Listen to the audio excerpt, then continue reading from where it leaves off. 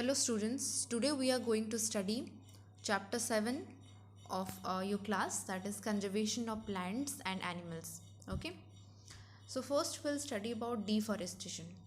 Okay, let us know what the deforestation is. All of you know deforestation means cutting down of the forest or clearing of forest, okay, and using that land, that forest land, for other purposes. Got it everyone? Okay, so deforestation is the clearing of forest and using the land for other purposes, which is known as our deforestation. What are the causes for which deforestation is occurring? Okay, so let's see the causes. One cause is procuring land for cultivation. Okay, so somewhere people, what they do, they just clear the forest and they what they do, they just cultivate agricultural, they just need it for cultivation of agricultural crops. Okay, and next cause is building houses and factories. Nowadays all of you know population is increasing day by day, so for shelter, for building houses, for building factories, for building industries, all of us need these to cutting down these forest. Okay, because the land is the same, isn't that? But so for building more number of factories, more number of industries, more number of houses, people are cutting the trees and just clearing the forest. This is another cause of deforestation. Let's move on to another cause, using wood as fuel or making furniture. Every time all of you know that wood is used for fuel purpose, isn't that? Okay, and also for making furniture, furniture making के लिए भी use होता है would. Okay, so for that purpose also people are cutting the trees, clearing the forests, which causes deforestation. And what are the natural causes of deforestation? All the three causes that we have discussed are due to the human activity. All of you know that is due to human activity. What are the natural causes by which deforestation occurs? That are forest fires and drought condition. Okay, अपने आप forest में आग लग जाती है. Fire is being extinguished naturally in the forest, by which forest is being destroyed. Okay, and also due to drought. Let's see what the consequences of deforestation. What are the results of deforestation? Due to deforestation, there is a increase in the temperature and pollution level also increases on the earth. All of you know, due to all of you know that plants during the photosynthesis, they just absorb the carbon dioxide and release oxygen. If there will be no forest, no trees, the concentration of carbon dioxide will increase in the atmosphere, by which the temperature of the earth will increase day by day, and which ultimately increase the pollution level on the earth. Second point that I have told you, that increase in the level of carbon dioxide in the atmosphere, that will ultimately lead to the global warming also. If temperature increases, then the earth will be heaten off, warm off. That will be known as the global warming, which is due to the deforestation. And the next point is the lowering of the groundwater level. All of you know that the roots of the plants hold the soil very tightly and they absorb the water, underground water, to the up, isn't that? So if there will be no forest, no trees, there will be no roots to absorb the water, isn't that? So groundwater level will decrease day by day. What will happen again? It will disturb the balance in nature, it will imbalance the nature, it will imbalance the ecosystem. Okay, if forest is not there, the animals living in the forest, they will lose their shelter, so there will be definitely an imbalance in the ecosystem. As all of you read already studied in class 7 about the food chain, if there will be no forest, no plant, what the deers, what the herbivores will eat? Nothing. If the herbivores will not be there, what about the carnivores? If the herbivores will die, then what will the carnivores will eat? That means ultimately the ecosystem will be, the food chain will be disturbed. And also due to drought condition, rainfall will be decreased. Okay, rainfall will be decreased, which will ultimately lead to drought condition. Soil erosion. Soil erosion, as I told you, that roots of the plants hold the soil very tightly.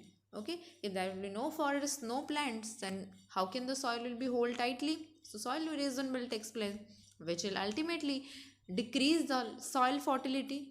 If the soil is not fertile and the upper layer of the soil is eroded day by day, then that will lead to desertification. Then decrease in the water holding capacity of soil leading to flow. If water holding capacity of the soil loosens, lowers gradually, then it will create or lead to flood condition also. So these are the consequences of deforestation. Global warming, pollution, increase in the pollution, increase in the temperature, lowering of groundwater level, then ecosystem imbalance, drought condition will arise, soil will be eroded, which will lead to desertification, and also water holding capacity of the soil will lower down. Okay, so let's see what drought is. Fewer trees would mean that less carbon dioxide will be used up, resulting in its increased amount in the atmosphere. This will lead to global warming as carbon dioxide traps the heat rays reflected by the earth. The increase in temperature on the earth disturbs the water cycle and may reduce the rainfall. All of you know, I have told you in the previous slide that carbon dioxide concentration, if increases, then that carbon dioxide will trap the sun rays, the heats in the atmosphere, by which the temperature of the earth increases. Okay, if the temperature of the earth increases, it will obviously disturb the water cycle. Okay, if the water cycle is disturbed, the rainfall will be disturbed. That means the rainfall will be reduced. If the amount of rainfall will be reduced, then it will cause a drought condition. Okay, understood everyone? So ultimately the deforestation lead to drought condition. Okay, next we will see desertification. As I have told you that removal of top layer of soil, the top layer of soil, which is mostly which is actually plants are growing on the top layer of the soil. If the top layer is removed gradually, the soil is eroded gradually by deforestation, then the hard layer or rocky lower layer will be exposed to the outside, and which has very less amount of humus, obviously, which is not actually fertile, which are not actually proper for growth of the plants or the crop. Okay, so as they are less fertile, that hard layer soil becomes like desert, it will seem as desert. So this termed it as desertification. Okay, so when soil is eroded, the topmost layer of the soil became removed and the hard rocky layer will be exposed to the surface. Okay, and which lacks humus and which is less fertile, and that looks like a desert, which is termed as desertification. You can see in the picture. Okay, so how can we conserve forest and wildlife? So we have to conserve the forest and also wildlife. For maintaining a balance in the ecosystem, we have to conserve both plants and animals, both forest and also wildlife. Forest and wildlife can be conserved by setting up areas like biosphere reserve, wildlife sanctuaries and national park. By setting up these areas, we can conserve both plants and also animals. Let's see what are biosphere reserves. Biosphere reserves are large areas of protected land for conservation of our biodiversity. Biodiversity means both plants and animals, varieties type of plants and animals, and where, and in that area some tribal people are also living there. Okay, they will depend on that plants, on that animals for their living. So this is a very large area where plants and animals, varieties of plants and animals are conserved, and where traditional life, we can say tribal people are living there. They depend on those plants and animals for their living.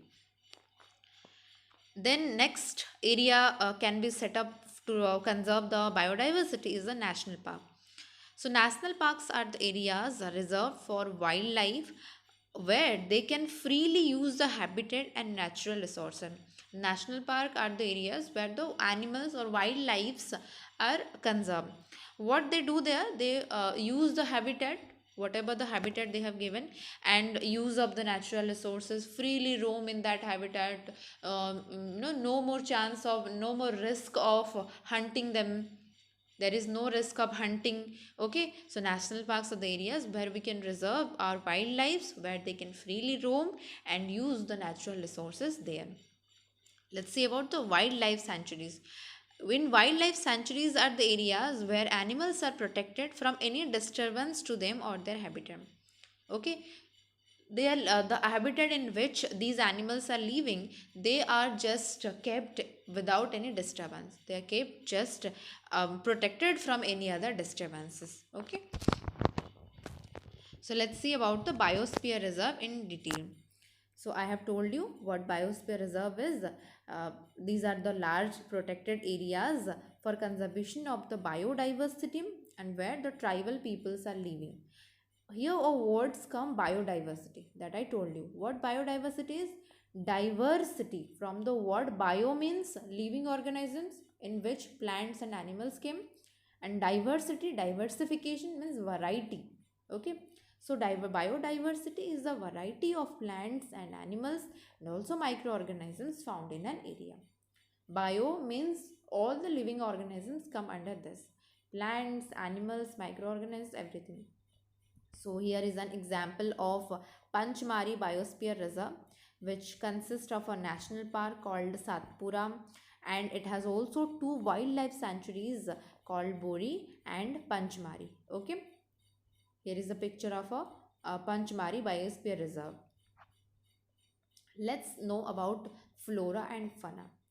What is flora? Flora are the plants found in a particular area.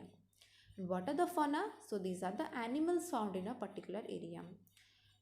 Okay, while reading these ppts, you should note down all these things so that it can be betterly understood. Got it, everyone? Okay, so what are the flora and fauna found in the Panchmari Biosphere Reserve? Let's see. The flora or the plants that are found in the Panchmari consist of sal tree, teak tree, wild mango tree, jamun tree, and many more. And the fauna of Panchmari consists of wild dog, then oaf, cheetah, leopard, blue bull, barking deer, etc. Some of the pictures are also given. So this is the wild dog. Okay. Let's know about some endemic species. Okay, let's first understand what is this. So these are the those species of plants and animals found only in a particular area and not found anywhere else. ये उस तरह की species हैं जो सिर्फ कुछ specific areas में we can get them and they will be not found anywhere else. वो कहीं और नहीं पाए जाएंगे, वो सिर्फ एक particular areas में ही पाए जाएंगे, because that temperature, that climate of that area will be suitable for them. ठीक है, so okay, example में क्या है? Sal and wild mango and the endemic flora of Panchmari. Okay, whereas coming to the animals, bison and Indian giant squirrel and flying squirrel and the endemic fauna of this area. So these will found in only Panchmari Biosphere Reserve, not anywhere else. Okay, so endemic species are those species of plants and animals which will be found in only a particular region and they will not be found in anywhere else. Okay, let's coming to, after the biosphere reserve, we will come to the wildlife sanctuary. Wildlife sanctuaries are areas where animals are protected from any disturbance to them or their habitat. There should not be any disturbance to them or to their habitat. वो आराम से उधर रोम करते हैं, घूमते हैं, अपने habitat में जीते हैं. Okay, and also the killing or capturing of animals in wildlife sanctuary is strictly prohibited. According to law, hunting is prohibited in these regions. Okay, so they are protected in these regions. Let's coming to the national park. National park are the areas preserved for wildlife where they can freely use the habitat and natural resources. Whatever the natural resources is available in that area, they can use that freely. They can freely roam anywhere else. Okay. Example of one national park is Satpura National Park, which is the first reserve forest in India. Okay, Satpura National Park. Okay, everyone must have heard about the Project Tiger, because the number of tigers are lowering down day to day. So, Project Tiger was introduced on 1st April 1973 by Government of India. So, as to increase the number of tigers. Okay, so what the project aims at? It aims at ensuring a viable population of Bengal tiger in the natural habitat, and also to protect them from extinction. Okay, so the main aim is to increase the number of tigers and also to protect them. Okay, so that they can be extinct. Extinct mean वो कभी ना कभी ख़त्म ना हो जाए कहीं ना कहीं. ठीक है, ऐसा कोई जनरेशन आए, जो बच्चे आए तो वो बोले कि पिक्चर में सिर्फ देख के बोले कि अरे टाइगर ऐसा दिखता था, ऐसा ना हो. हम टाइगर के नंबर भी बढ़ाएंगे, उनको प्रोटेक्ट भी करेंगे, प्रिजर्व भी करेंगे, सो दैट वो कभी एक्सटिंक्ट ना हो, वो रहे. Okay, and also to protect them from extinction, and preserving areas of biological importance as a natural heritage forever represent as close as possible the diversity of ecosystem across the tigers distribution in the country. The project's task force visualized these tiger reserves as breeding nuclei from which surplus animals should migrate to adjacent forests. Okay, mainly the Project Tiger aims at increasing the number of tigers and protecting them. Okay, so that we can lower the risk of their extinction. Okay, so let's see about the what the red data book is. So the book provides a central information source in organizing studies and monitoring programs on rare and endangered species and their habitats. So this will give us information about the endangered species, rare and endangered species, and about their habitats also. It is regularly consulted when developing and implementing special measures for the protection and rehabilitation of subspecies. That means it will provide information about the rare and endangered species. That means the species which are going to be extinct, जिनकी संख्या बहुत कम हो गया है, वो बहुत rarely दिखने लगे हैं, दिखते ही नहीं हैं, उनके बारे में इन रेड डेटा बुक में क्या है, क्या दिया गया है, इन्फॉर्मेशन दिया गया है. ओके,